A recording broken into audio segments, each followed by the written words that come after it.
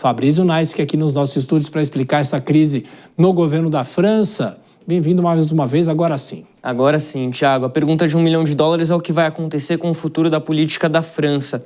O que aconteceu nas últimas horas é o seguinte: Sébastien Lecornu, que entrou no governo há pouco mais de 20 dias, 27 dias, para ser mais preciso, apresentou a equipe, o gabinete, os ministros que iriam compor o governo dele. Só que isso desagradou absolutamente todo mundo, incluindo os partidos que estão ligados ao governo Macron. O Partido Republicanos, por exemplo, que é o mais tradicional da política francesa, partido de direita, centro-direita, não gostou principalmente da indicação de Bruno Le Maire como ministro da Defesa. Ele havia sido ministro das Finanças do país desde que Macron assumiu o governo lá em 2017 até o ano passado e é considerado um dos responsáveis pela explosão da dívida pública francesa, que hoje é de cerca de 114% do PIB, ou seja, visto como um dos responsáveis pelas dificuldades financeiras que a França atravessa atualmente, a terceira maior dívida pública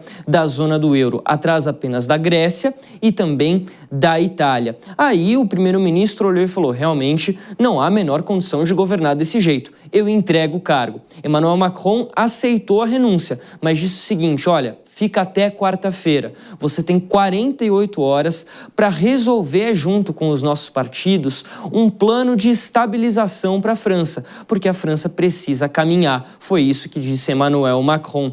Os dois primeiros ministros anteriores, François Bayrou, que foi demitido mês passado, e Michel Barnier, que não durou também nem 2 meses, isso ainda em 2024, acabaram pedindo as contas porque eles não conseguiram aprovar o orçamento. Sébastien Lecornu não chegou nem nesse ponto. Vamos dar uma olhadinha aqui na lista de primeiros ministros da França nos últimos 7 anos. Édouard Philippe, Jean Castex, Elisabeth Borne, Gabriel Attal, Michel Barnier, François Bayrou e Sébastien Lecornu, que vai deixar o cargo, um dos primeiros ministros que menos tempo ficou na história do governo francês na Sexta República, desde o final da Segunda Guerra Mundial. E aí vamos passar para aquela outra tela que a gente já está acostumado a ver isso aqui, né? A gente viu isso mês passado, mas vamos ver novamente. O que acontece? Como é que os blocos políticos têm reagido? Vamos começar aqui pela direita, pela extrema-direita do Rassemblement National, partido de Marine Le Pen. Disse o seguinte, que vai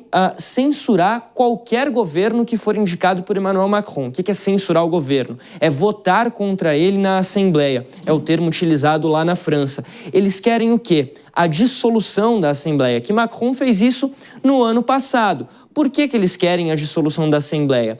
Porque nesse momento, apesar da esquerda ter o maior bloco da Assembleia, não é a maioria absoluta. E aí o Rassemblement National é o segundo maior bloco na Assembleia. Ou seja, o que eles imaginam? A partir do momento que você tem uma dissolução, uma nova convocação para eleições legislativas na França, quem é que vai sair ganhando? Os partidos de oposição. O Rassemblement National, obviamente, a esquerda também ganharia, mas o Rassemblement National está apostando que pode ganhar mais do que a esquerda e chegar ao governo.